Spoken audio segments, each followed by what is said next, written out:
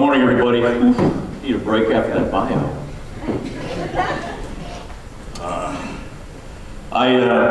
Woo, very good.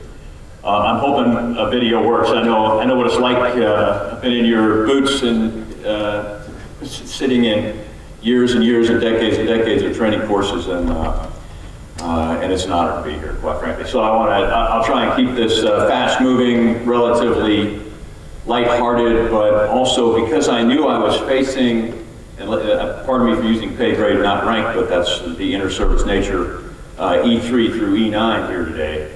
I kind of modified my pitch to cover y'all. By the way, born and raised in New York, married a Texas girl, learned how to say y'all.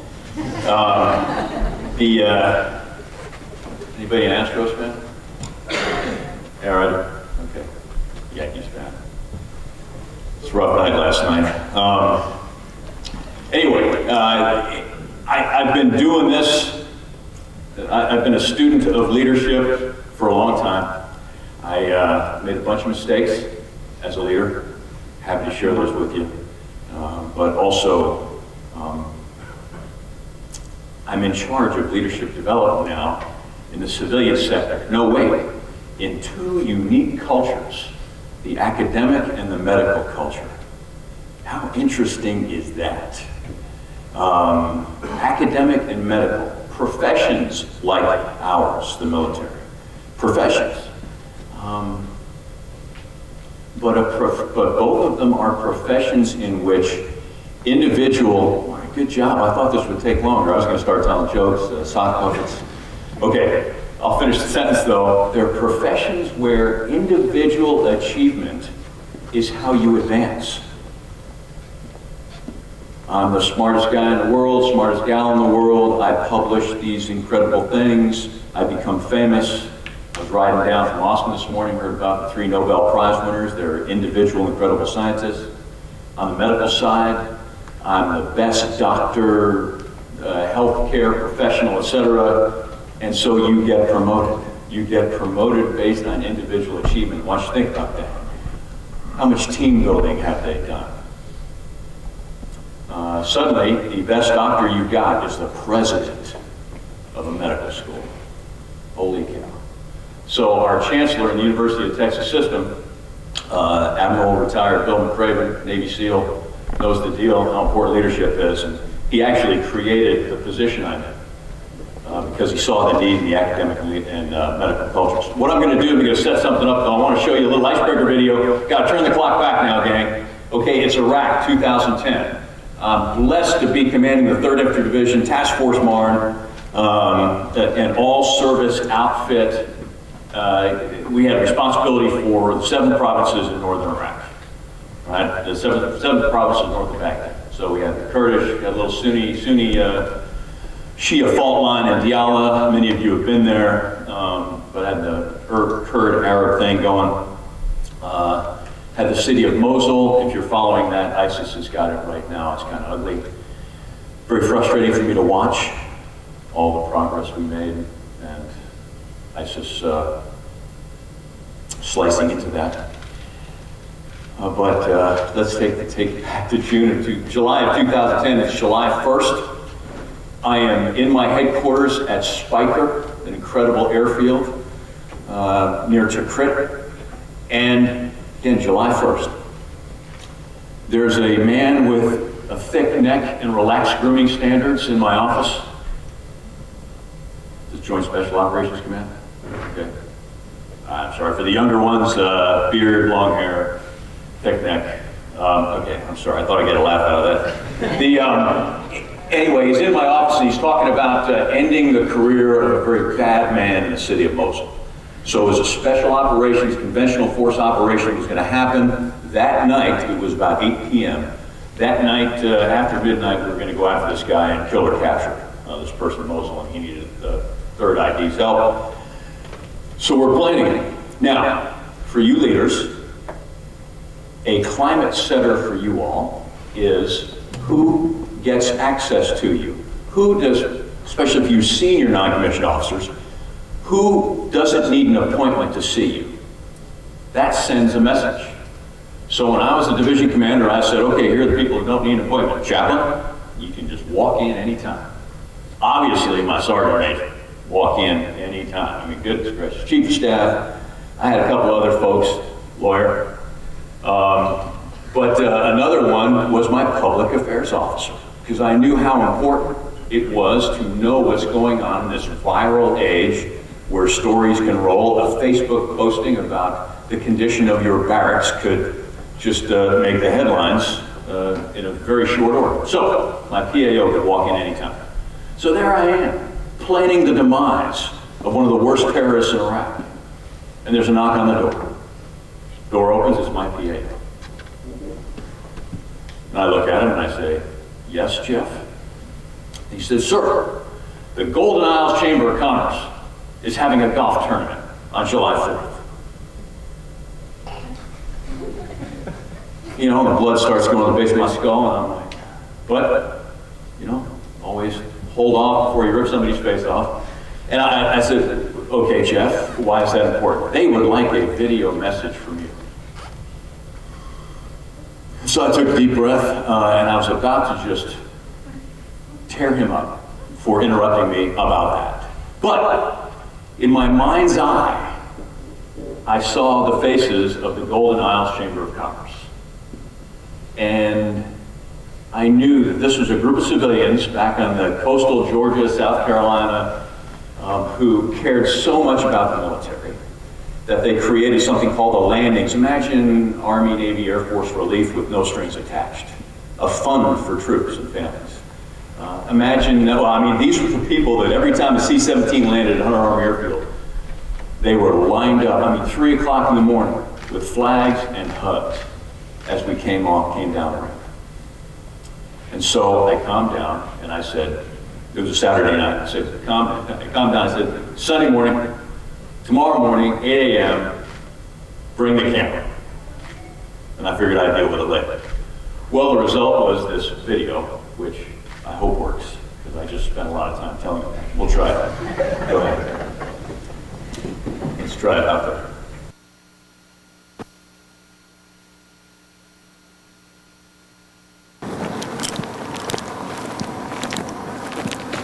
Well, Sergeant Major, what do we got? Hey, sir, we got a par 2, 2-man Al-Qaeda mortar crew. 2-man Al-Qaeda mortar crew. Right. What do you recommend for clubs, Sergeant White? Sir, we only got one club to do the drawdown. One club left? All right. 8 iron. Al-Qaeda. Let's see what ball we use. No, give me the Mark 82. There you go. All right.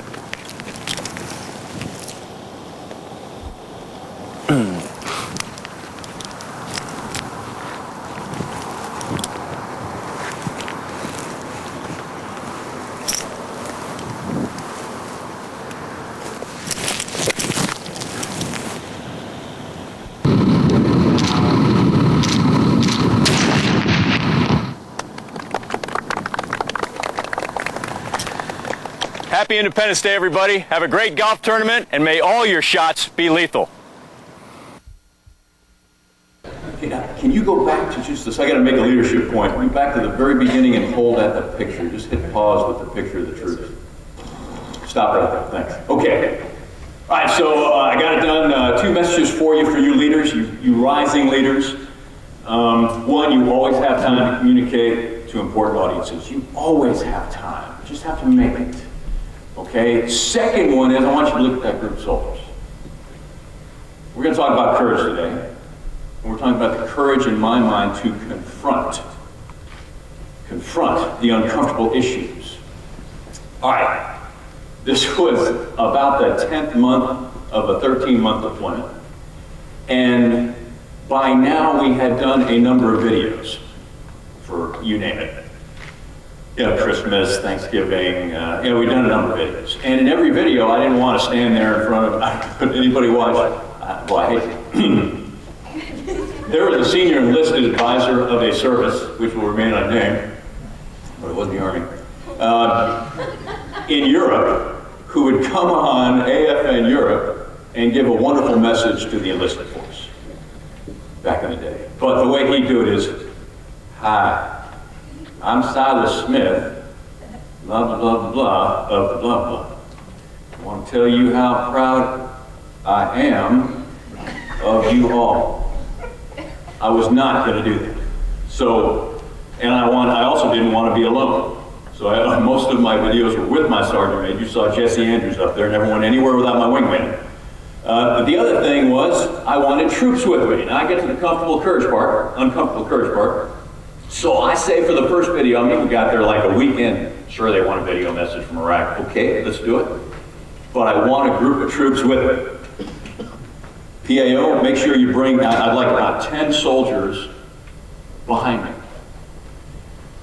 He went and grabbed the first 10 he could find, which were from my network platoon.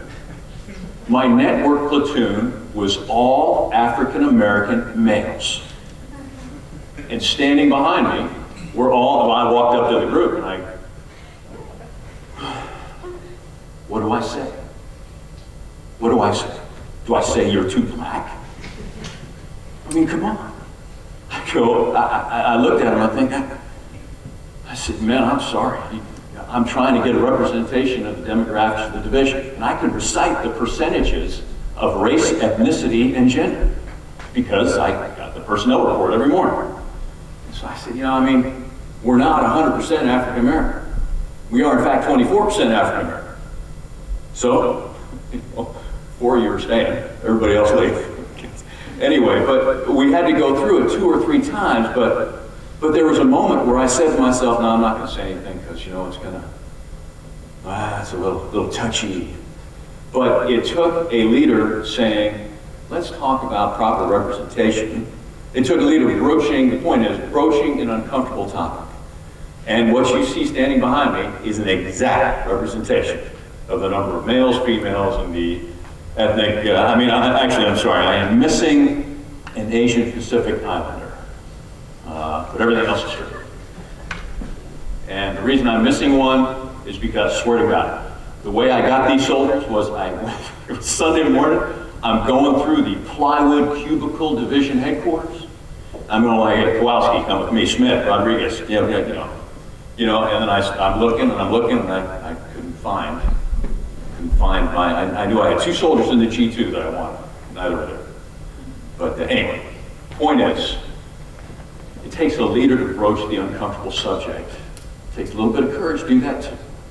And the way you say it is so important. The words you use, the tone you use, the explanation. You know that you all can move mountains if you know why you're doing something.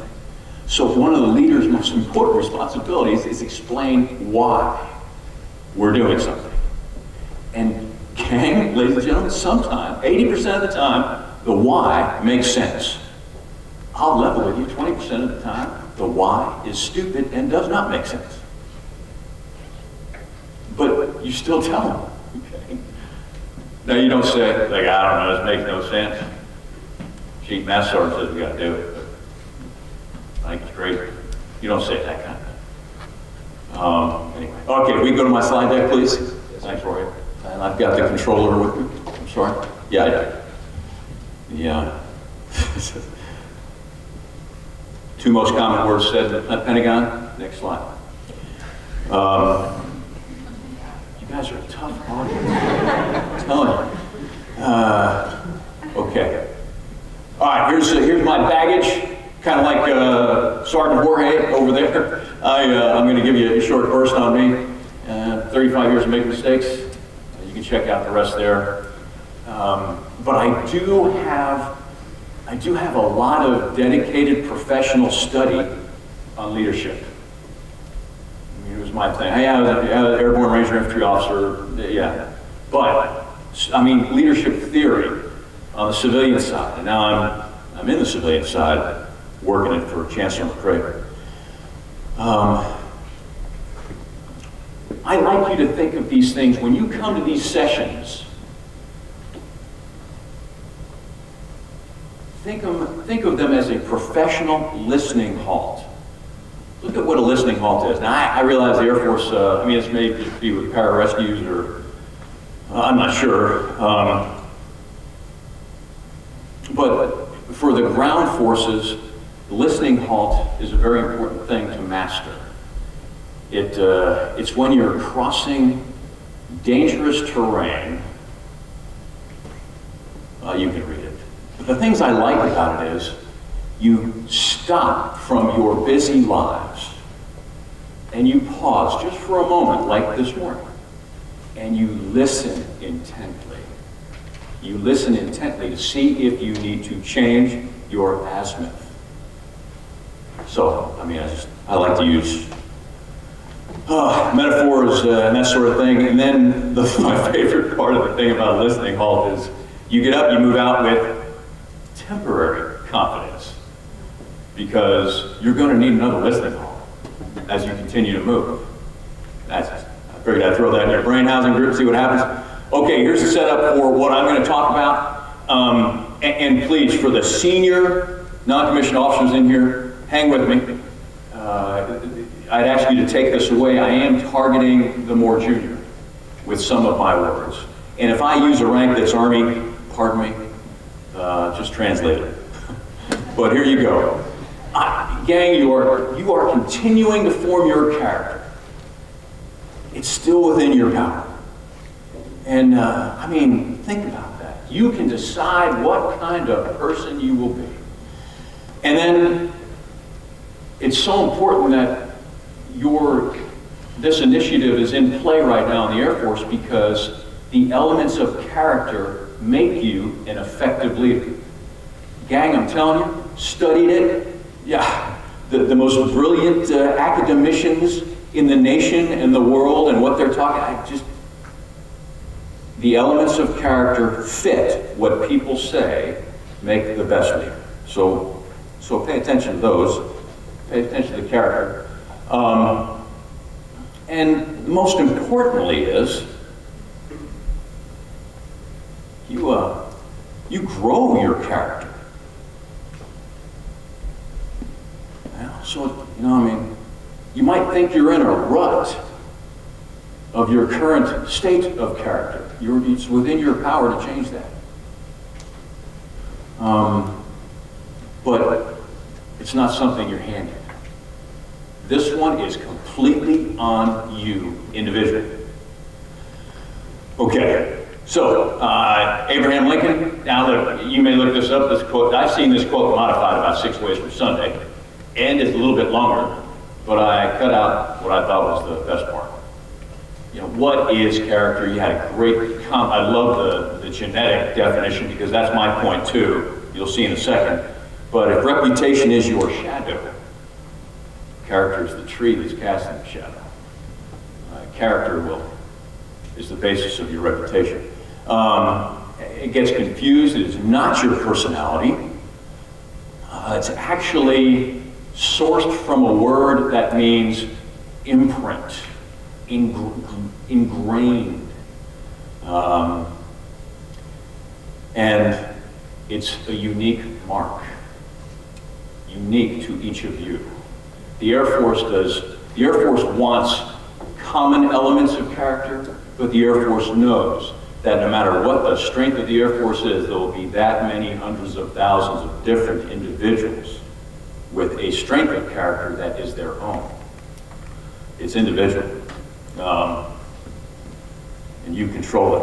So this goes to the genetic. I'm reinforcing what Sergeant Jorge said about I hope you don't mind, that's kind of British. Brits call me General Tony. I kind of liked it. Anyway, Sergeant Jorge, now I'm a civilian. Hard to say.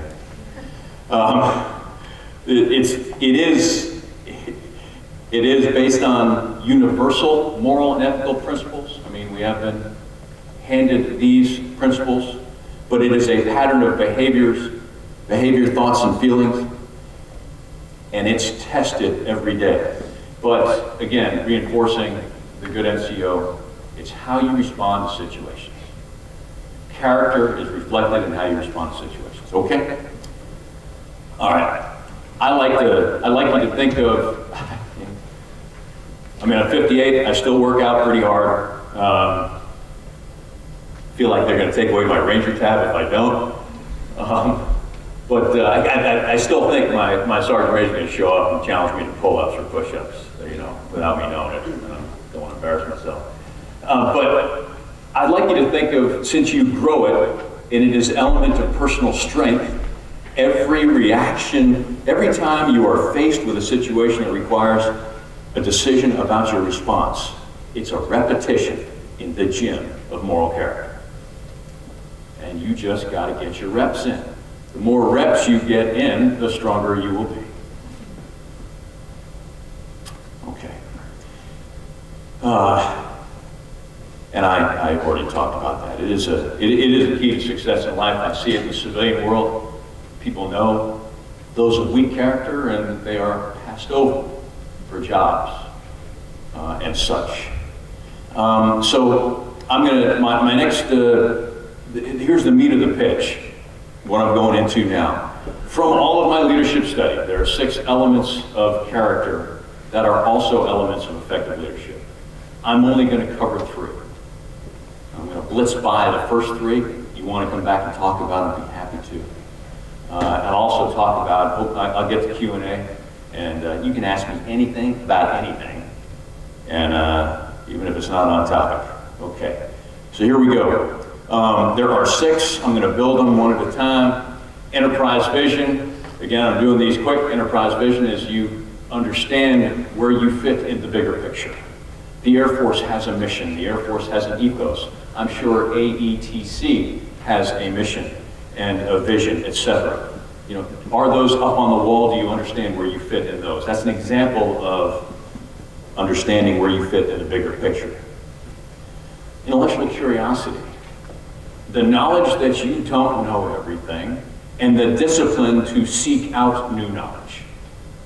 Again, I can hit more of these with examples if you want, but I'm blitzing through them. Selflessness, I'm talking to a group that is selfless. I don't need to harbor, I don't need to bank on this, but look, it's a fact. Leaders eat last. I can just sum it up that way.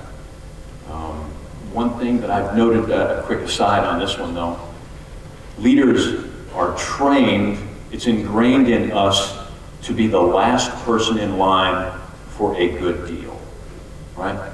You always put your junior soldiers, junior officers in front of you. Some of leaders have forgotten that they need to be first in line for the bad deals. Just remember that one. Whether it was Bosnia in 1996, the winter of January 96, we were living in, we were spread out everywhere, all over northeast this area called Birchville. Anyway, it was supposed to be in a corridor, and many of my soldiers were bunking down in these granaries. It was winter, the granary, rats and mice. And there was a new virus back in 96 that we did not have a vaccine for, that was transmitted when you inhaled the air in an environment like that, where there were lots of rats and vermin. I'd love to give you the down and dirty on that, but it's pretty gross. Anyway, so they tried out this vaccine, got approved to give to us. So my troops were remembering, some of them were Gulf War veterans who were told to take anti-nerve agent pills, which really, I don't know if those work, but anyway, they weren't buying this experimental thing. Anyway, so I stood in front of formation, took my shirt off, it was like 28 degrees. I said, "Doc, shoot me up." Boom, so in front of several hundred soldiers, I took the vaccine first. You know, I made a little, kind of did, just kidding. Anyway, troops go, "Okay, all right, well, the old man's gonna," and of course I had one soldier in the back go, "How do we know that was part of the vaccine?" Okay. But be first and more, I mean, that's more of a humorous example, but be first in line for the bad deals. When you know everyone's got something bad, especially in this viral world where we all talk about what the boss is doing, step up first. We need to spend time on that. Okay, courage. So Sergeant Jorge hit it right. It's not physical courage, although if you want to talk about, quick aside, I don't mean dismiss physical courage. I've sat in so many pre-deployment hangars, walking up and down the rows of my troops, whether it be 10th Mountain or 3rd ID, and looking in the eyes of first deployers and seeing their self-doubt. It wasn't fear, it was am I going to measure up kind of thing, and talking to folks about it. So it really did boil down to physical concern about their physical courage. I would offer that one of the neatest things to do is to read history about physical courage. You know, read Medal of Honor, Navy Cross, Distinguished Service Cross recipients, et cetera, et cetera. Just read those things and you see what's in our heritage, what's in our ethos as soldiers, sailors, airmen, Marines, Coast Guardsmen, and know that that's what we're supposed to do. And you know what, something stuck with me. I was reading history when I was a second lieutenant, and it was about lieutenants. I was reading about lieutenants. And lieutenants in World War I, the British lieutenants were told an officer's duty is to show their soldiers how to die. And I thought to myself, well, that's rather morbid. But then I thought about it, and I realized that I can take that, use it, but it was a purpose that under stress, under fire, I know I was trained that my voice had to be the calmest on the radio when we use radios, and so on. So I read about physical courage, I'm not dismissing it. But I'm talking about the harder courage, the moral courage piece. And I boil it down this way. It's the courage to confront. I'm just going to get to I got a couple of stories for you, and I just want to make sure I don't screw it up. Confront what? Well, confront a wrong. And gang, there's no time in service, time in grade requirement to do this. I'm in Iraq, I'm executing non-judicial punishment. It's UCMJ session, and before me is a first sergeant of a cavalry troop who is accused of uttering phenomenally racist remarks and running a climate in the cavalry troop that was absolutely oppressive. And he ruled by fear. I knew about the captain. I wrote the captain off. I mean, he was weak. But I had really strong lieutenants and really strong platoon sergeants. And I asked the platoon sergeant, a platoon sergeant who was present for some of the remarks. I said, Sergeant, why didn't you say anything? Well, sir, it's first sergeant. That's just him. I asked the lieutenant, this one bothered me more, actually. Lieutenant, you knew what the first sergeant was saying and doing was absolutely wrong. Why didn't you say anything? Sir, this is his response. Sir, the first sergeant's got 28 years of service. I have 2. I didn't think it was my place. Oh my gosh. Where did we raise you? I didn't think it was my place. The lieutenant who outranked the first sergeant. Gang, that's the kind of courage I'm talking about.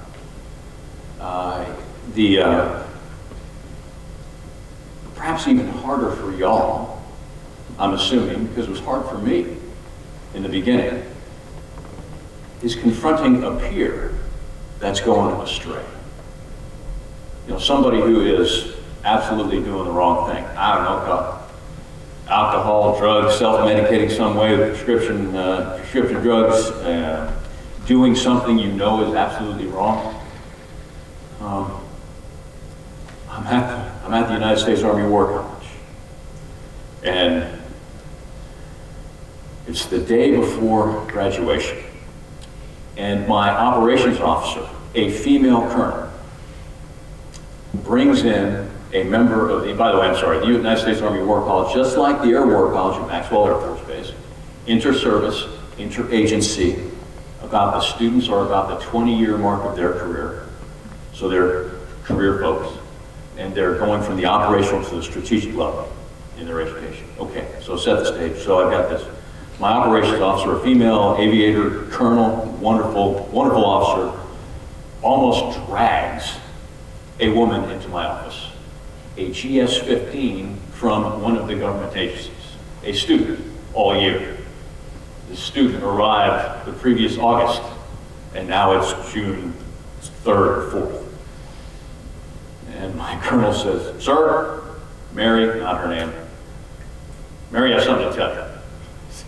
Mary says, "I've been harassed since November by a colonel." And now, in me, I wanted to say, inside me, the words were forming to say, "Why are you telling me this now?" That would have been the absolute wrong thing to say, because I wanted to know who this colonel was. So I immediately believed her, and I said, "Okay, tell me about this. I'm very, very sorry this happened, sincerely, but tell me the story." And in part of the story it was, I said, "Did you go to a faculty member?" "Yes." "Well, she went to a faculty member that was brand new, civilian, didn't really know how to handle it, mistake." That caused me to train faculty better that next summer. But the thing that bothered me most was she went to another female colonel student, and that female colonel said, "Look, we don't tell on each other. It'll ruin a career." Absolutely wrong. Absolutely wrong. We don't want the career to advance of someone who harasses. So I gave you a junior person and a senior person who lacked the courage, lacked the strength of character to confront a wrong. Gang, it also means confronting, when you get more senior NCOs, when you get more senior, it means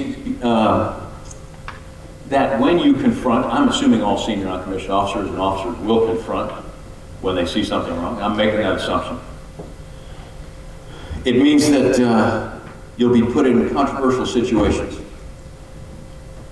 You'll be thrust into the public eye in some way, shape, or form. Maybe public just Lackland, maybe public national, military.com, Air Force Times, who knows. Especially when you disagree with a public official. And it puts you at professional risk. Confronting puts you at professional risk. And I mean, I've got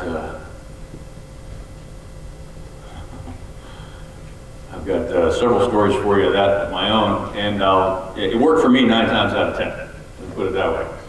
I'll give you one of the times, and if you want to hear more, I give it to you. So, Battalion Commander, Bosnia. It's 1996, late 1996. Just for those of you not familiar with the Balkans, in Bosnia at that time, they were forming a 3-part government because they couldn't decide on a government. So the government was part Bosniak, which is Muslim, part Bosnian Serb, and part Croatian. The idea is they'd rotate presidents if they got it all together. Well, anyway, en route to, and the United States was painted as favoring the Muslims back then, and really not liking the Serbs, who were close allies with the Russians. Came to pass that somewhere in Bosnia, not in my sector, a Muslim unit did something bad. A Bosnian Muslim unit did something bad. So the idea was senior leaders in NATO and such wanted to, quote, punish the Bosnian army, Bosnian Muslim army. And they decided to do it by targeting a unit on the Russian line to prove that, hey, look, the Americans don't favor the Muslims. I'll even show you that we'll take down a Muslim unit that's right there in front of the Russians. Problem was, it was in my sector. Worst problem was, it was the best Bosnian brigade in my sector. From the time we came in, this brigade commander, if anybody knows Civil War history, he was the Bosnian equivalent of Joshua Chamberlain to his men, to the town that he defended. Multiple wounds, incredibly brave man, pure of heart, totally supported the Dayton Peace Accord. Everything I asked him to do, he did, and that's the one they wanted me. They wanted my unit to come in with a show of force. Tanks, Bradleys, helicopters, intruders circling overhead with jet noise, off an aircraft carrier, and take all this brigade's weapons from them. And I thought that was wrong, absolutely wrong. So I said it was wrong. I sent it up the chain. I said, this is wrong. And I don't want to do it. Pick another brigade. Matter of fact, I've got a brigade in my sector we can pick. The guy's a loser, an idiot. I'd love to take all his guns. No, this is the one. Okay, I sure it's the wrong thing to do. I don't want to do it. I'm fortunate to have a brigadier general named Abizaid as my assistant division commander. He said, he came to my base, I explained it to him, he said, Tony, you're right. We got to go straight to the top. So we got a picture of this, I'll shorten the story. We're in a little plywood room at a secure telephone, speakerphone is on. There's 2 4-stars. There's 2 4-stars on the other end. A 2-star, my 2-star commander, General Abizaid, standing next to me and me.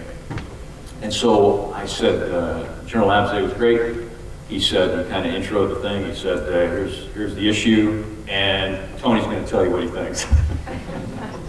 And so I did. I argued like a trial lawyer not to do it. And the good news, General Abizaid said, sir, I think Tony's right. It's the wrong call. So why am I, okay, and then I was ordered to do it anyway. Here's what I did, I disobeyed orders. At 4 a.m., the idea was we were supposed to have American tanks and Bradleys like break down the gate and come in, show of force, big deal out of it. I drove down at 4 a.m. into this little slum, ghetto-looking town where I knew Yasmin, never get this, Yasmin Meskovich was the guy's name. Little four-vehicle Humvees, snaking our way through this mud-spattered, moonlit little slum.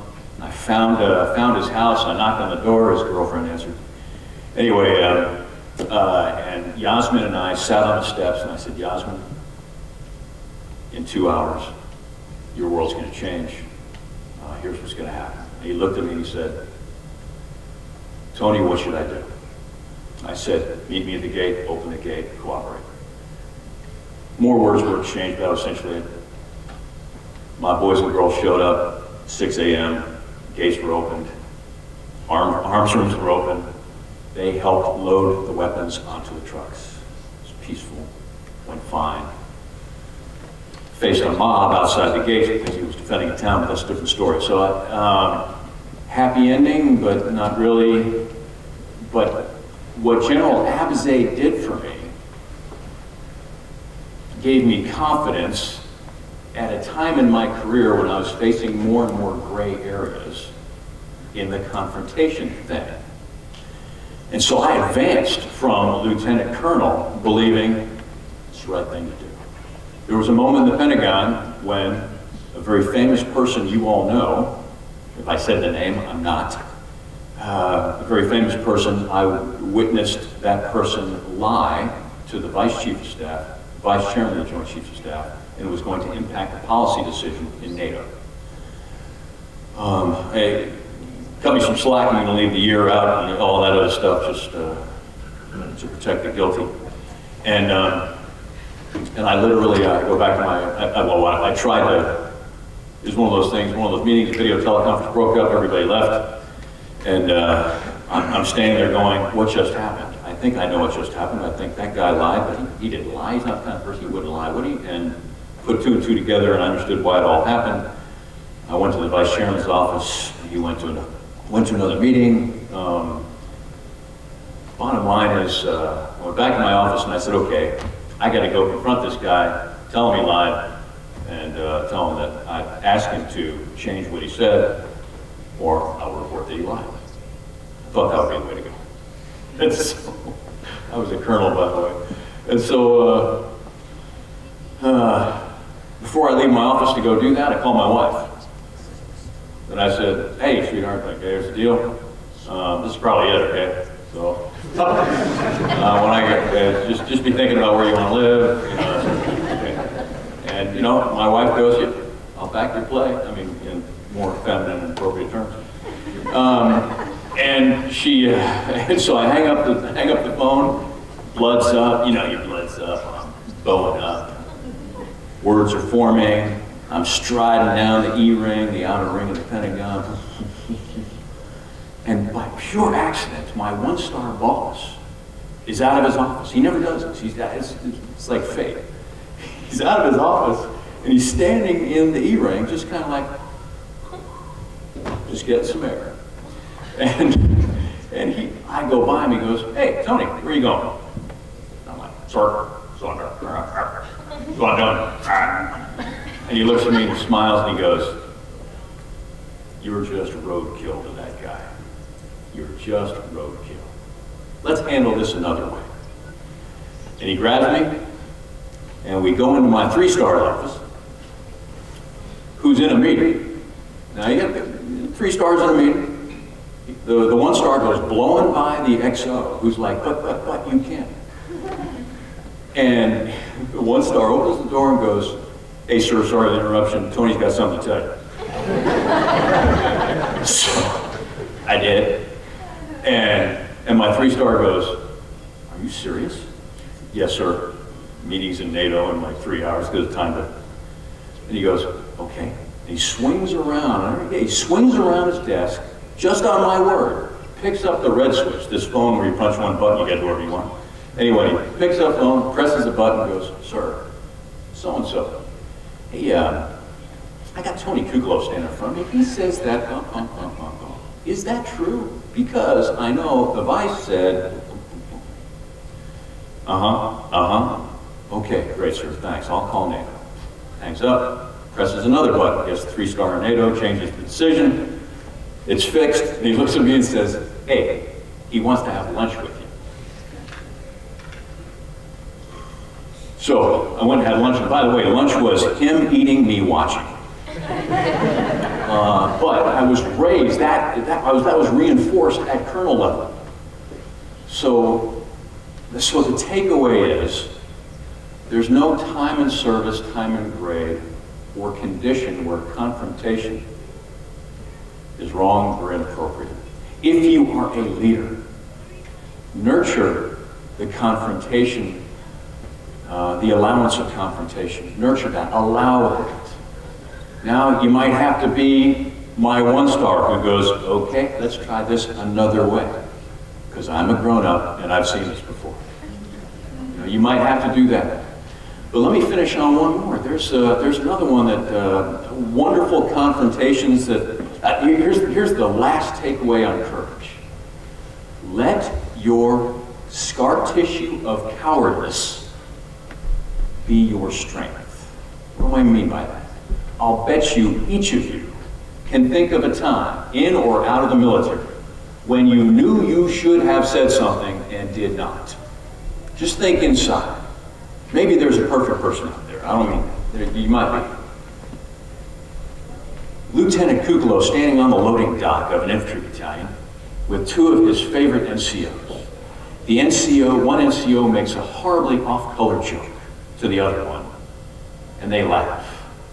Lieutenant Cucolo wanted to be liked by these NCOs, and I didn't say anything. For 2 days, it bothered the hell out of me. And then I went back and I said something to the NCO that made the joke. But that stuck with me. That moment of cowardice, I remember to this day. And every time I hear off color, et cetera, I mean, that cowardice is the momentum that propels me into confronting. Had a wonderful non-commissioned officer who overheard a female captain talking about the creepy behavior of a lieutenant colonel. Creepy is defined now, I think. But you all know what I'm talking about. You know, not specific, not absolutely directed, but, you know, anyway. And that sergeant first class, just at the right time, went up to Lieutenant Colonel, sir, your words and actions to Lieutenant so-and-so are making her quite uncomfortable. Lieutenant Colonel, Sergeant, I don't know why you say that, you can't possibly, I'm not, it's all innocent. Give me the exact word. Yes, sir. Doesn't matter. It does not matter. She perceives you as being inappropriate. And I'm asking you to stop. Wonderful. I witnessed that one. I was kind of his cop cover when that was going on. Anyway, so he told me afterwards, he said, sir, I had to do something because 2 years ago he told me a moment when harassment was going on, he didn't do anything about it, and he carried that guilt with him. So, we all have moments of cowardice.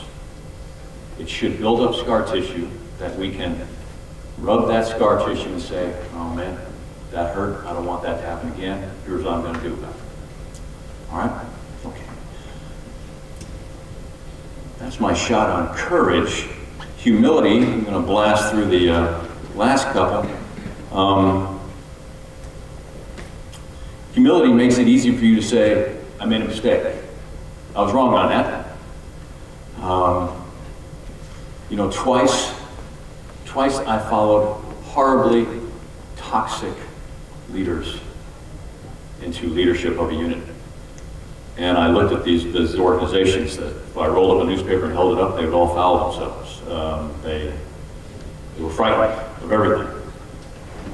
Or they went to professional laziness. You know, professional laziness is where I'm only going to do what you tell me to do.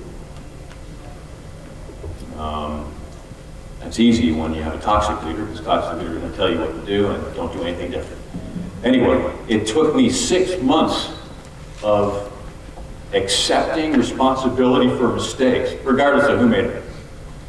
If I gave guidance and something went wrong, they'd all come into the conference room. I mean, we'd be at the next meeting and something was going wrong and they were all worried about getting crushed.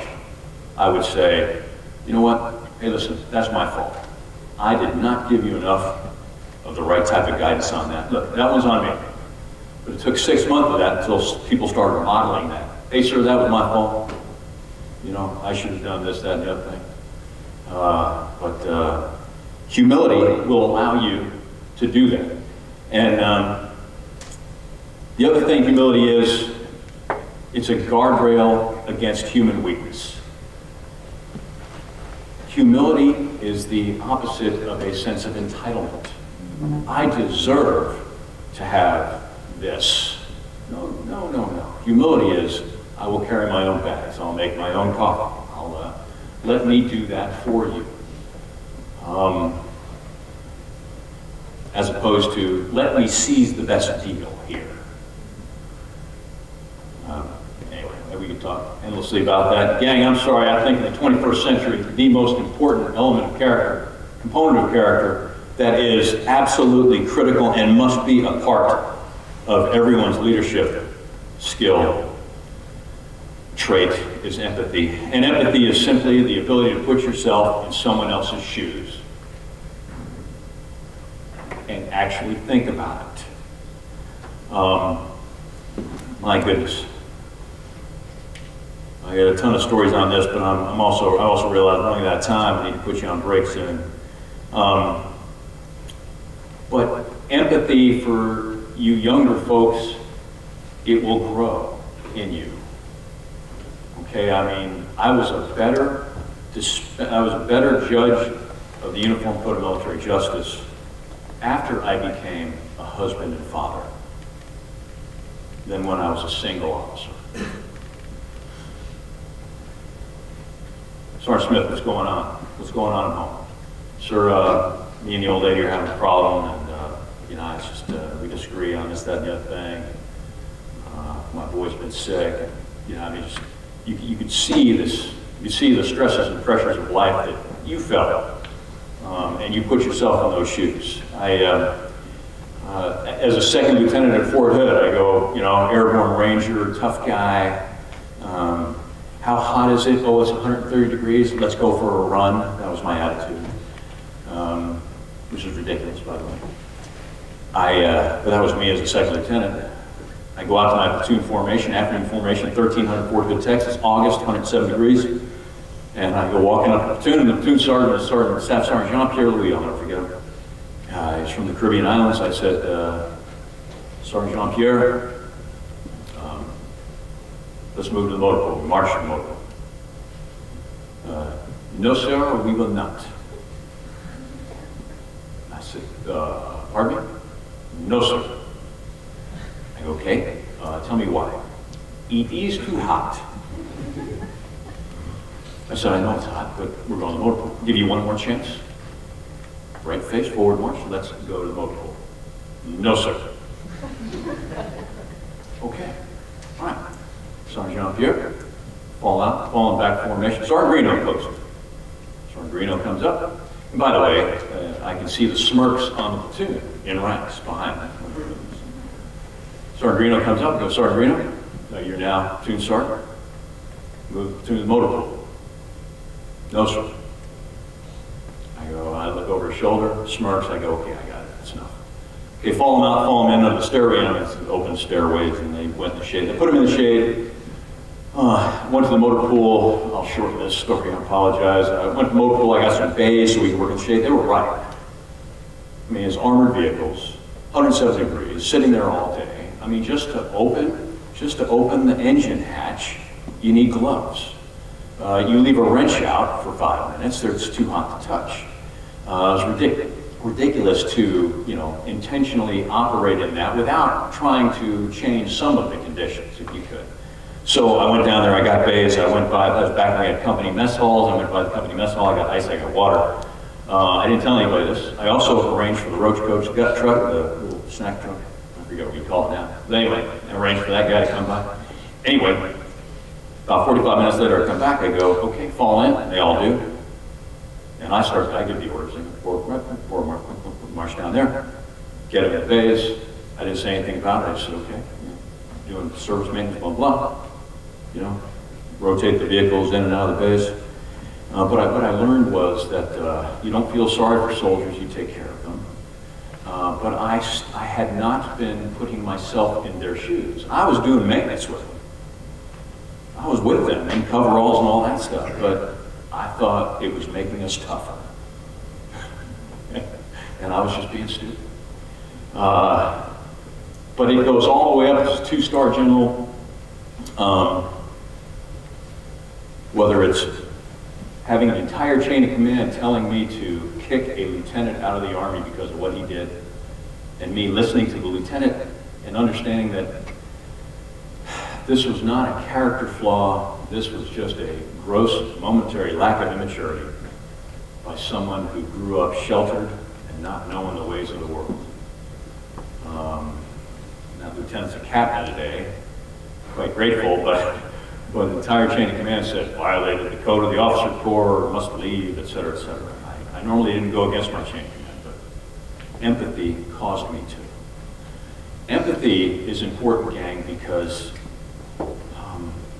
in this viral world where you are in charge of increasing numbers of men and women who talk about you, if you are empathetic, you get the benefit of the doubt.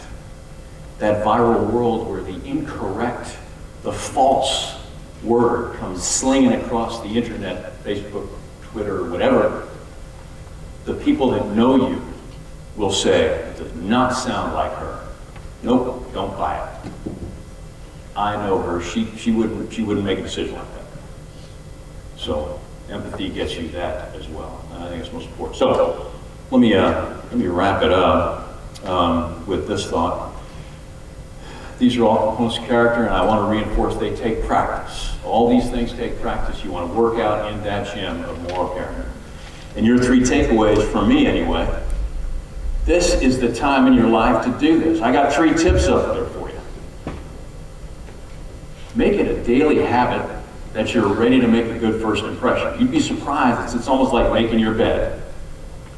But if you are, if I could use a male aspect of it, shaved, properly dressed, in whatever kind of dress necessary. I mean, and look people in the eye,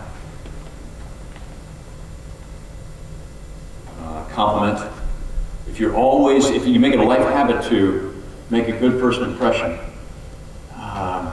you're way ahead of the game.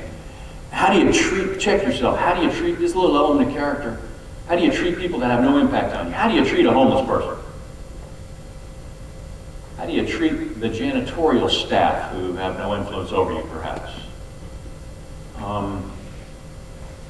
What do you think of when you look at a homeless person? I pull up in Austin, you know, you're ubiquitous, unfortunately, for them in Austin.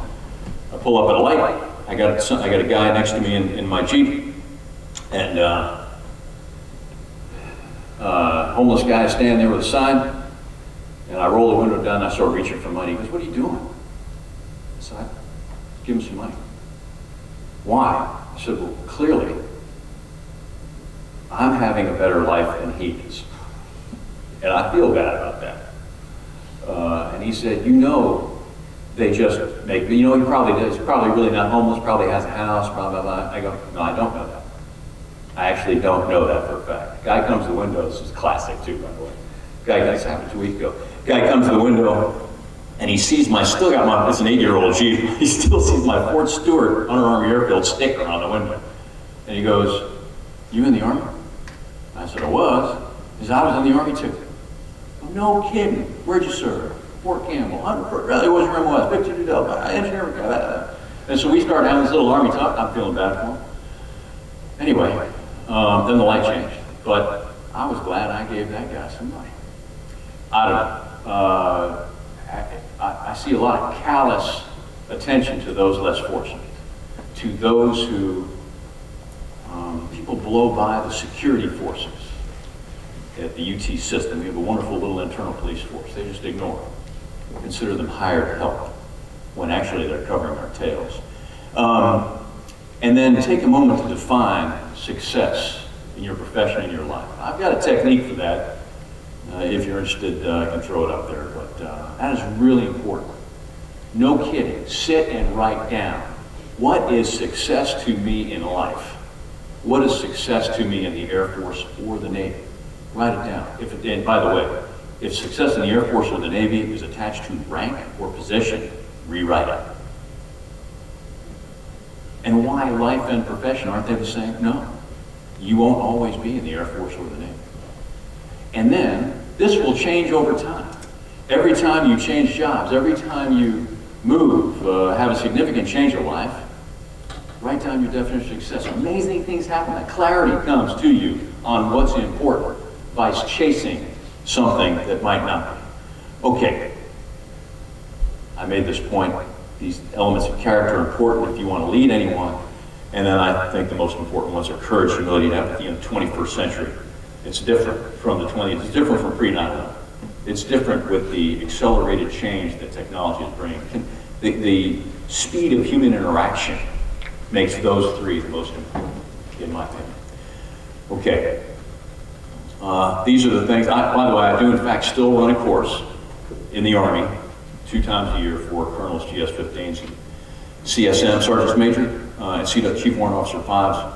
And I'm also a senior mentor for 1- and 2-star generals. But this is what I tell my gang there. Leading anything involves professional risk. You know that, right? But I'll tell you what, when you actually stare professional risk in the face, an amazing thing happens. I mean, really. I don't know how many of you younger airmen have been tested. I know I got some senior NCOs here that have been tested. But you find out why you're serving. And you find out there's a fork in that road. Am I serving for myself or for the profession? And I hope you all take the profession route. Because it requires bravery, and mental toughness. And I tell you what, I have a story I was going to tell you. I won't. I've got these things which I'm gonna stop and turn it back over to Sergeant Jorge for a second. But I've got this list of things in case you want to tag any of them after the break or anything sparks your interest. Okay, ladies and gentlemen, I have run out of time. Sergeant Jorge, if you want me to, I don't want to. They've been really patient for an hour and 20 minutes. So, what do you want to do? Sir, we're scheduled for a break, but like I said, we can definitely do a workaround. So if you still have Q&A or if you want to do it right after the break, that isn't. How about if it's okay with you? I'm getting a lot of energy from you. I am getting it. You may not have any energy from me, but I'm getting a lot of energy from you. Tell you what, let's take a break because I shorted you Q&A. Take a break. We'll come back and we'll do a short burst of Q&A because I want you to get to your next portion of this session. Talking to each other is the most important thing, I think. Learning from your peers. But we'll do a short Q&A and I'll leave you alone. Okay, so how many, 10 minutes, 15 minutes? 15 minutes, sir. 15 minutes, okay, so like 9:40 everybody? 9:40, thanks. And we are going to continue with our guest speaker, Mr. Cucolo, who is going to tell us that story that he said he wasn't going to tell. We're not going to leave us like that. It's okay, I'll finish with that. Because it's kind of a closer. Can we put up the, there, leave that alone. Okay, we don't have to do any of that at all. Don't have to do any of that. But I just wanted to open up for, let's go 10 minutes and I'll turn you back over to the great non-commissioned officers here. Any questions about my pitch, issues, thought I was wrong, you're out of order, anything like that? No? Yes, sir. Sir. Now, please, everybody, just sit down and just hit me. Sergeant Delgado, I've been at it since 1984. Cool. And so I've seen a lot of changes come our way. They started with the do more with less, and we've been overcoming. And I applaud the new generation because they're a lot smarter for us, and they are doing the job that they need to do. I agree. And that's what we have to. It takes a lot of character and a lot of fortitude to keep going in what we're doing with what the resources we have. Right. And you hit the nail on head a lot of things for us to overcome and to do your job and do it well with what we have, what we are given. Yeah, gang, for the junior force, I heard 4 times in my 35 years, 4 times I heard, and the best and the brightest are leaving. So, first of all, I felt mediocre for staying, I guess. And then I looked around and said, you know what? Us mediocre dudes and dudettes are doing pretty good. So if the best and brightest are leaving, no, I won't say it, but usually it was the best or the brightest in their mind saying that the best and the brightest are leaving. That's not true. That there is always a concern about brain drain, talent drain when the economy is good. But my point in even mentioning all this is going off good sergeant's remark, because I only got 5 years on you. You will face times in your career, the sine wave of the budget. Good times, bad times. The sine wave of the popularity of the Air Force or the Navy. Everybody loves you. Oh my goodness, there's a crisis and nobody wants to look at us. I've been through it. Your character and the ethos that everyone is talking about here today, that will sustain you. And I ask you, that last video right there, if you're looking for, and it's a great leader professional development thing to do with your airmen, your sailors, whenever you're looking for time or subject, is dissect your oath. Dissect it. And what makes you different from other Americans? What's in that oath that makes you different? It's just a wonderful thing to talk about, and we don't talk about it enough. At least I didn't think so. I used to, for officers, I would dissect the commission. In the Army, there's an NCO creed. Forgive me, is there an NCO creed in the Air Force? Those are things. What does that mean? Anyway, so just talking about that, making them come alive as opposed to, making those words come alive as opposed to sign on a wall. Yes, sir. Hey, so you talk about having the courage to speak up or say things. Can you talk about being able to tactfully speak while maintaining some sort of ethos or some sort of credibility? Hey, good point. Good point. The question was, can you talk about how to speak tactfully when you're confronting? Absolutely. You know, and the only thing, what I really would like to do for y'all, and what we started doing in some corners of the world in the Army, was practical exercises, that's going to sound strange now, in how to make a correction. And it's important because some I agree with my wingman over here that you are a magnificent generation. There's an element of millennials and there's an element of digital natives who are not yet skilled at social interaction. And so actually arming you with the words, hey, give me some phrases to use when I confront. Help me out here. You know, I mean, so we actually been doing practical exercises with second lieutenants on how to make a correction, just to help them out. So, you know, I'd hate to, let me give you just broad brush. It's very important, the tone of delivery is calm. Never go to great lengths not to make it personal. So instead of, hey, you blank, it's, when you did this, it caused me, okay, I'll borrow it from my sergeant first class. Hey, sir,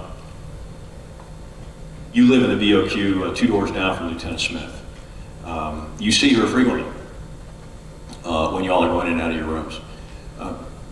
When you say things like, you're looking really good today, or I forget exactly what it was, so you can just 3 examples of what this guy would say. It makes her uncomfortable. Well, that shouldn't, I'm not trying to pick her up, I'm not trying to, sir, it's actually your tone. It's those words and that low Barry White kind of tone you use that's really creeping her out.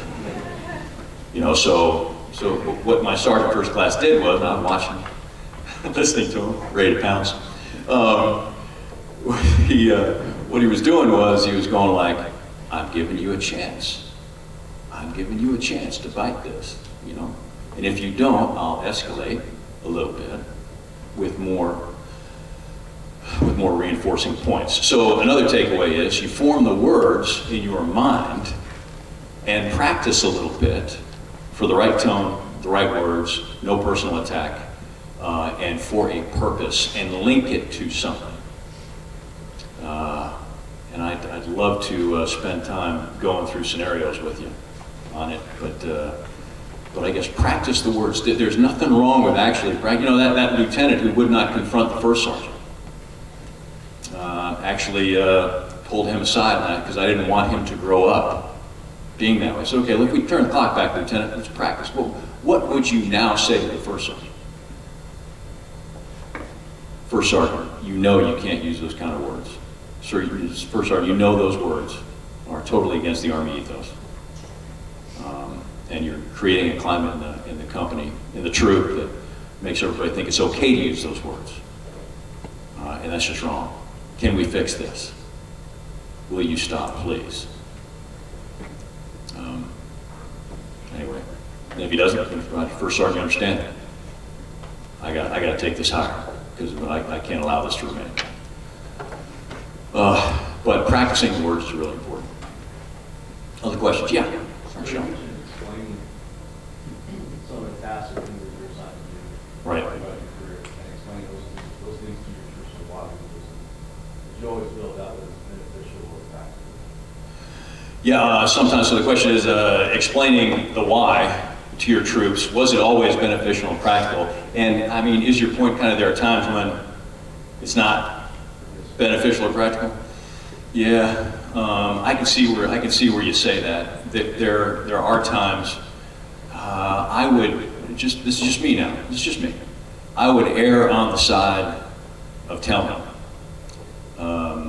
So I got burned once or twice when I said to a very large group, okay, look, I'm going to tell you exactly what's going down here. And I'm trusting you that, I'm trusting you that you understand the importance of it and it's not going, this wasn't OPSEC, this was just something that would have been ugly viral. I got burned twice on that. Somebody went out and was weak and said, oh, I have information and this guy wants it and I'll give it to him to look good to this reporter. So I would, to answer your question, yes, there are those times when it's not practical, but I would err on the side if you're facing the two choices, I'd look for the absolute reason not to. They need a really good reason not to. Okay, so we're in, I hate to go back to the Balkans, but long deployments weren't normal back then. And my outfit went across the Sava River and didn't know how long they were staying. And first it was, it'd be a month. Then it was, probably 6 months. You know, and then it hit 7th month, 8th month, 9th month. We were there 11 months, but at the 9th month, we were told, I got written orders saying redeploying in October. Prepare to move. Roger, hey, great. So we tell everybody, hey, redeploying, tell families, all that stuff. Oh, you know what? We're going to schedule national elections in Bosnia, the first national elections. Volatile area where you are, you can't leave. So you know how that plays with the ranks, and perhaps even more importantly with family. I mean, all of us in uniform kind of go, yep, okay, got it. But family's a different story. Especially back then when, again, long deployments, if you consider that a long deployment, were not a big deal. Or not routine, pardon me. So I had to break the troops. I had to break news to the troops, and so I brought the majority of. There was one outlying base where I could get everybody from an area, and then my main base where I could get the rest of the battalion. So I stand up on a vehicle. I got a horseshoe formation of the entire battalion. I said, "Hold up," and nobody knew except me. I hold up a set of deployment orders, and I said, "All right, I got our deployment orders here. It says we're deploying on such a date," and I tore them up in front of them. I just ripped the paper up, dropped it on the ground. They're all staring at me. Said, "They're rescinded. We're not leaving." They're like, "What?" And I explained why. And it was actually a point of pride for the battalion because we were in this area that the Dayton Peace Accord had not agreed upon, this Birchco area. And they eventually, anyway, nobody agreed on it. All three entities wanted it. It was very, very, it was a lot of unrest. Anyway, I explained the important, why we were being left was because they were so good. And they knew the culture, and they knew the people, and so on and so forth. But I knew that wasn't good enough. And so I said, so I am allowing you for the next 24 hours to be really pissed off. You can be angry. You're allowed to be angry. You can tell me how you feel, you can complain, you can whine, but at 1900 tomorrow night, you get back to soldiering. You got it? Mm-hmm. Guy comes up to me 2 days later, "Hey, sir, that was really good because, you know, I vented pretty hard for 24 hours. I'm okay now. I'm good." Anyway, but broke it to the troops, broke it to the families, but explained why. Now, you explain why. The other thing about explaining why, you're not going to get to everybody. You can tell somebody why with great clarity, and 90% will get it, and there's going to be 8% that go, "Yeah, well, but I disagree with it," and then 2% that I have no idea what you just said. But anyway, my sergeant major said to me once, he goes, I was looking at the lawyer. I just left my office at Fort Stewart. He always brings his bag of woe. You know, all the guys and gals are in trouble. So I was dealing with court-martials and, you know, discharges. Anyway, so I feel kind of bad because there's some misbehavior. And he says to me, he comes in and goes, sir, what's the matter? You know, gosh, I got some misbehaving soldiers that really bother me. What do I do? How do I fix this? And he goes, sir, you're always going to have 1.7% knuckleheads. And I go, Sergeant Major, where'd you get that percentage? He goes, sir, you're always going to have 1.7% knuckleheads. So a couple of days later, I'm alone, I'm looking at the stats, I go, I'm going to check this out. So I got all the serious offenses I divided into, it was 1.7%. Well, how did he do that? Anyway, other questions? Ma'am? To piggyback off of one of the last questions, how do you personally muster up the courage to confront controversy when dealing with your subordinates or your peers or your leadership? Yeah, how do you muster up the personal courage to confront? Part of it is, and if it's okay, let me go to the tough boss one. Okay, I hope I get to the answer with this. I'll go tough boss and then peer. I've seen this problem, the problem you just mentioned, in spades. It's the biggest problem. I mean, you'll have an equal opportunity investigation about one little incident, and it opens the door up to a climate in a unit that you didn't know existed. And you go, oh my gosh, why didn't we do something with this commander or sergeant major? Why didn't we? And so I kind of would tell my senior leaders this: look, is it a moral or ethical issue? You don't need anything. You throw down. Okay, I mean, is it, but anyway, moral, ethical, you can get that. You lie about something, I don't know, adultery, fraternization, not sure, it's something like that. Or is the issue personality or practice of command? Now, this is dealing with a tough boss. That's the more common one. Now, you got to check yourself now. You look in the mirror and you say, am I the only one who has a problem with this person? Okay, then maybe it's me.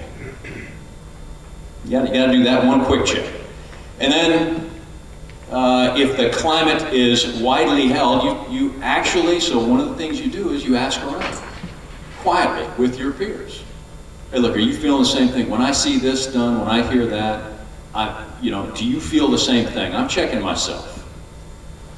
Now, if this is a widely held thing, I've seen 3 reactions, and this was to officers, so hang with me now. It works for any rank. I've seen people go into survival mode and just work around the badness. This is the bad personality, toxic thing. I've seen groups of senior non-commissioned officers or both band together and just hang the leader out to dry. That is not helpful for the organization or the higher organization at all. And then I've seen number 3, which is band together and just see if we can power through it. But if it's a moral or ethical issue, you can't just band together and power through it. And that's what I've seen happen most often. You have someone who is a racist or a harasser or something, and folks let it go. They band together and make the unit work as best they can. And so try to avoid mob rule and determine whether or not you'll confront. Does it achieve, what is the threshold to confront? If it's just a bad personality, I mean, there's a bunch of different people out there. I'm not sure if that's worth. But if it's a bad personality that is affecting lives, the mission, then you do. On peers, courses of action, I've seen guys into the none of my business thing,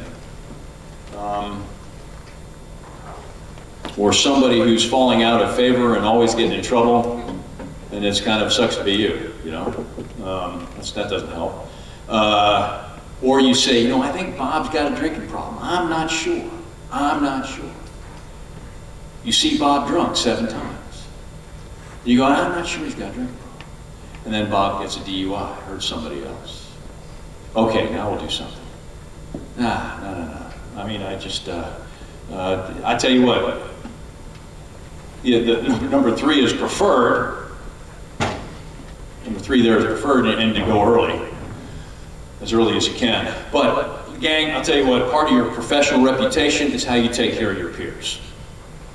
When you get, senior NCOs in here in the room know this, but when you get older, what people remember most about is how you took care of peers. Now, what's a peer? A peer is someone at the same level as you. I say level, could be a civilian, could be another service. Somebody at the same level as you who needs help. I'm a colonel in the Pentagon. Navy captain comes walking in and says, "Are you the NATO Europe guy?" "Oh, yes, I am." "Man, I'm from Middle East, I need some help." He's instantly a peer, even though I don't know him. Okay, so I'd ask you to broaden your definition of what a peer is. Always take care of them without question. It doesn't mean do something wrong for them, it means take care of them. Because gang, I'll tell you what happens. Here are the conversations that generals have and sergeants major have. "Hey, do you know Sergeant so-and-so?" "Yeah, I served with him 3 years ago. Let me ask around." And there you go. People who shine up and ignore left and right and crush down, they get found out. And that's not taking care of yours. Anyway, and then my bottom line is you increase your moral courage to confront by practicing confrontation, actually doing it. And look, I'm gonna be honest with you. Actually doing it might cost you your job. Not doing it weakens the Air Force or the Navy and makes you a gutless coward. Nobody might know it, but you will. You don't want to live with that. So, anyway, my thoughts. Other questions? Sir. So I guess being relative to people around us, what Right. ways do you think we can bring the best out of people so we're able to have the courage for peers to support us when we need that courage? Yeah. How do you bring out the best in the people around you for support? I go back to the empathy thing. So even when you're empathetic or empathic, I got a vocabulary crime. I think it's both. Anyway, you're empathetic with your peers as well. Understanding what he or she might be going through, or asking questions about them, getting to know them well. The gang, you're in the military, you're in the service, you're in a group of people that go places and die. The none of your business thing is out the window. Okay? Your needs, wants, stresses, pressures, etc.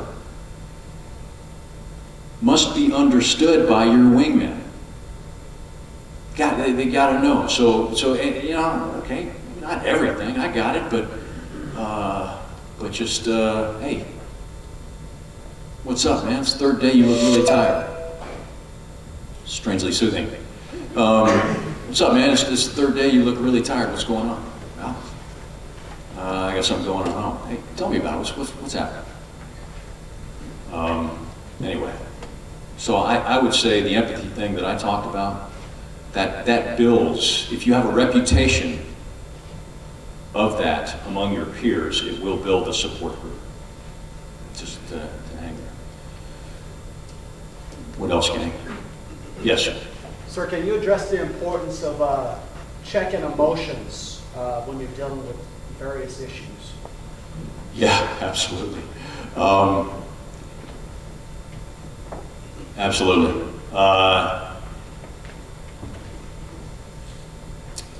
A hallmark of a senior leader is mastering the emotionless argument. Emotion alienates people. Emotion gives you that, you gotta be careful, I'll come back to it. Emotion is not, I don't want you to be dead fish now. I don't mean that. But being emotional about a subject, a topic, an argument you are making is completely unhelpful. You move from a position of facts to the greatest degree possible, and your advice, which should be fact-based, but may not it's your advice. But when you're making a correction, when you're giving advice, when you're arguing a point, absolutely master emotionless execution of those things, because it just fogs everything over. And by the way, that's all anyone remembers. A quick story. You guys think I'm living in Bosnia or something, okay? But it was an interesting time. So Lieutenant Colonel Cucolo, master of the Posavina corridor, feeling pretty full of himself. I got my eye on 1,100 people now across Posavina corridor, and I'm in my tactical operations center. Radio crackles, and I hear the division commander's voice. My call sign was Black Knight 6. We were the 3rd Battalion, 5th Cavalry, Black Knights, and I was in 1st Armored Division. That was Iron. So Iron 6 gets on the radio and says, "Black Knight man, this is Iron 6. Is Black Knight 6 in the TOC?" He sounded kind of angry. And I said, as a matter of fact, he sounded so angry. Staff Sergeant Theodore Tucker, he looks up at me, I'm doing RTO duty, he looks up at me and goes, "You want to take this?" So I went over and I grabbed the hand mic and I go, "Iron 6, Black Knight 6, so Roger over." He goes, "Meet me at the helipad." And I could almost hear the hand mic being thrown around the helicopter. These are very early days of Bosnia, so it was 2 Black Hawks, 2 Apaches. The Apaches were escorting everybody around. Anyway, so I go out to my helipad, and this is a pig farm, and there's mud everywhere, and we put out these little concrete pads. The CBs put in, thank you. CBs put in for us, and helicopter flares down, and I'm staying at attention. Okay, Kevlar, back then, flak vest, these are pre-body armor days. My 9mm on my side, and my gas mask, because we thought somebody would throw gas at us, which is ridiculous. But anyway, but we had to wear it. That's one I couldn't explain. And so I really had nothing for that one. Sure, why wearing a protective mask? Just wear it. So the helicopter lands, blades are still turning. General Bill Nash gets off the helicopter. Now, he's a great guy, cavalryman, mustache, unlit cigar, big boots, almost right below the knee, striding over towards me, helmet, black vest. Comes up to me, I'm staying at attention, and he commences to chew in my butt. I mean, ripping my face, the kind where like spit is coming out. And I'm listening to him. By the way, tower number 1 of McGovern Base is right behind me, so I got 2 guys in an M60 watching the battalion, 2 of my guys watching the battalion commander get his butt chewed by the 2-star. They're right above me. Anyway, he's ripping my face off, and I'm listening, and I realize that he's talking about something that happened in another sector. I'm aware of this, but it happened in another battalion sector. So I'm feeling pretty good now. Because it's not... IWS Alerts needs your updated contact information. No, information assurance works. That's good. And so I'm feeling pretty good. I probably even smirked. I'm standing there, I probably went, yeah, I got this. And he takes a breath. When he took a breath, I said, "Sir, I believe you're mistaken." Okay, that was a mistake. But what he did was, he stand there, forget it. Cigar was in his right hand. And he cocks his hips like this. And he looks at the ground. And without looking at me, he picks up his left hand and he grabs, the flak jackets had shoulder pads, you guys remember those. And he grabs my right shoulder pad and goes like that, and just shakes me really hard. And then he shoves the unlit cigar into my chest. I remember this because the cigar broke, helicopter blades were still turning, and little bits of tobacco flew up in my helmet. And he looks at me dead in the eye and he goes, "Just take the shot."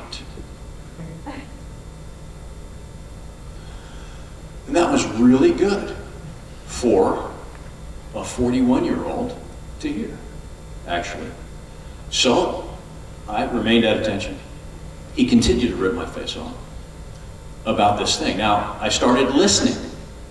I ignored the emotion and I started listening. And I learned things about that I could take away. Things I should be doing, things I shouldn't be doing, and things I should go check because I'm not sure about it. Even though I was getting blamed for everything he was talking about. Anyway, he spun on his heel and he left. There's a couple of takeaways on this off of my senior NCO brother's question or comment about emotion. One is, the emotion immediately made me put up defenses, and I wasn't listening.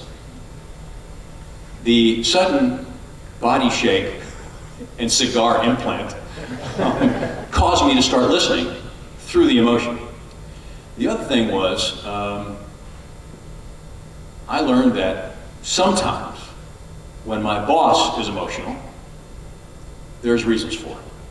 He was venting, and it was okay to vent to somebody in the family. Me. I got it. It's okay. And I could learn things from this venting. It all works out in the end. The just take the shot means, Cucolo, just maturely accept criticism. And that's absolutely critical for y'all. People are going to yell at you every now and then. People are going to use ugly words. People are going to go, people will get emotional with you. Cycle it through, don't react to the emotion. Maturely accept criticism, even if it is emotional coming at you. I tell you what, we had a Vice Chief Staff of the Army in the Pentagon who was renowned for his passion. And I'd be in meetings where his passion would come out and everybody would get quiet. Big mistake. All he was doing was being himself. So try and understand where the emotion is coming from. Don't immediately think, yeah, I have brought this upon myself. I'll never get promoted again. That's it. I'm done. These things pass. Just an addendum to that story. Also, don't look for an apology necessarily. I go, by the way, so he gets back on the helicopter. I look up at my two guys in the tower, and they're like, whoop. New battalion commander by midnight. That didn't happen. I go back in, and 3 days later, General Abzade called me and says, hey, remember Iron 6 came to visit you the other day? Why, yes, sir, I do. And he said, you're okay. Click. That was it.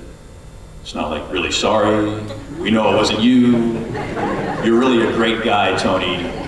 No, it was, you're okay. Click.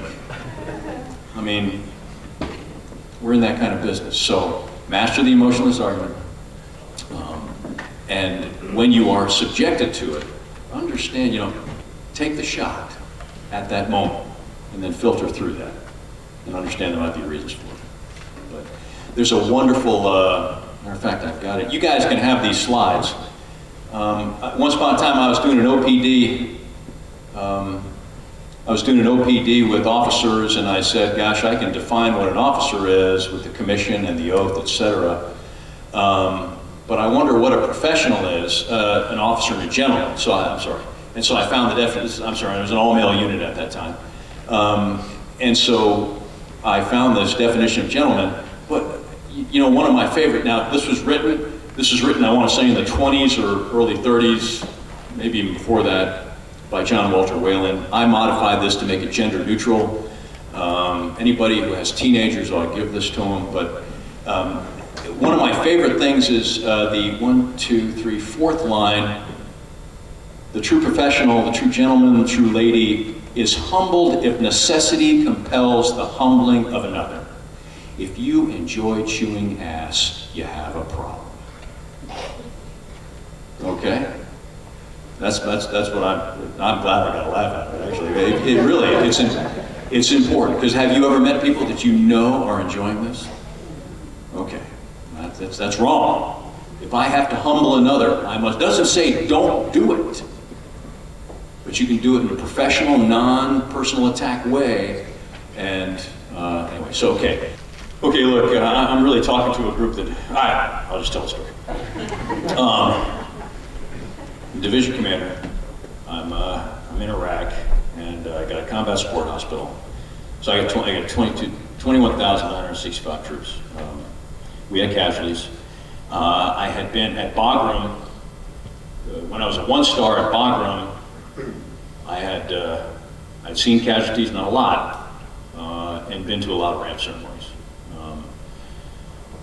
But as division commander, something was different, and the rhythm of the ramp ceremony was, because we had the cache there, the dead were brought to the cache and prepped, because we had the mortuary affairs folks prepped there. But really it was the docs and other folks and squaring the bodies away.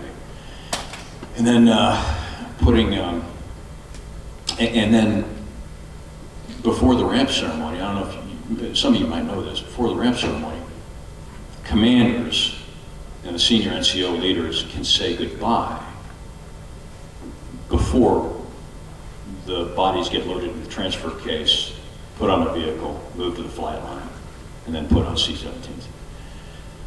So I can picture, okay, so I did that 38 times. I said goodbye 38 times.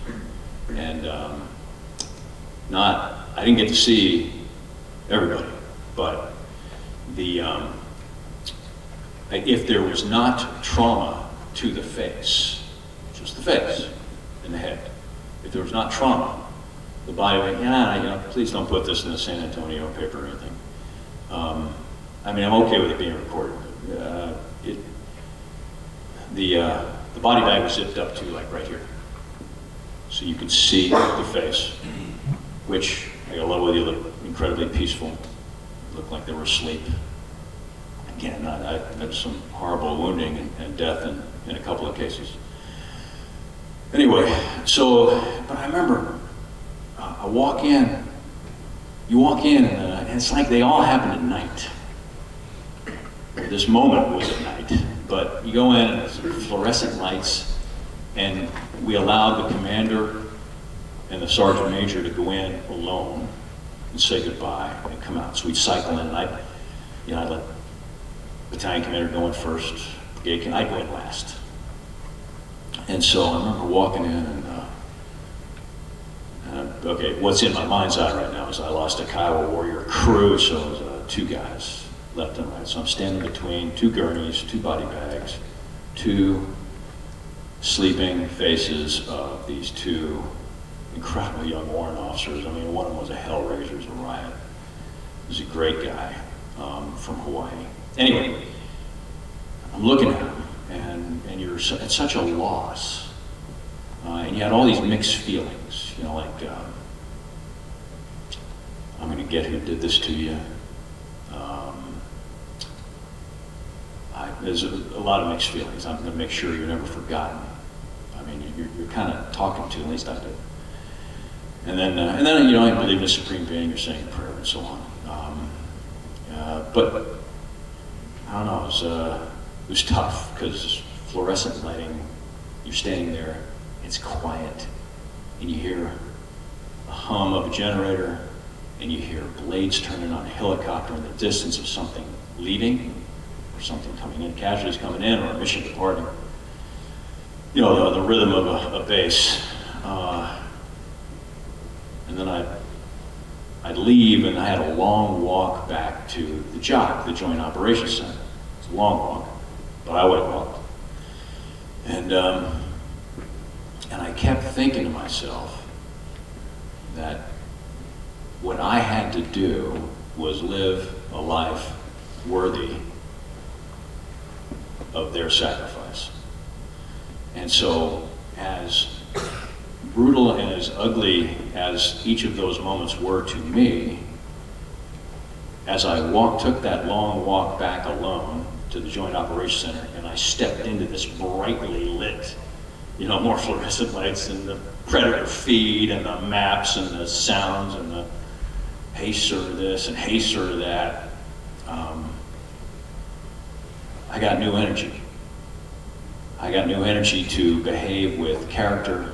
I got new energy to try and do the right thing because I didn't want to let them down. And so I want to leave you with that thought, as now I was talking to my buddy over here, so Diaz, and he asked me, what's it like being a civilian? It's hard to be, you're in uniform and on the field, and you've got peers who strive to be peers of character, and you can actually actively defend this nation. I took my uniform off, I'm in the stands and I'm cheering you on now. And it's a tough transition, it's a difficult feeling, but the feeling I've taken with me is that when I close my eyes and I look at those, I can see those two warrant officers' faces. I recommit, even as a civilian, to live a life worthy of their sacrifice. So you are in a noble profession. It will remain noble if you continue to pass on your ethos, your heritage, and your character to the rising generations, and you build that character. So I'm proud of you. I'm proud to serve with you still from a distance. And if you need anything, you can find me on LinkedIn, or Sergeant Jorge knows how to get a hold of me. Thanks for listening to me, everybody.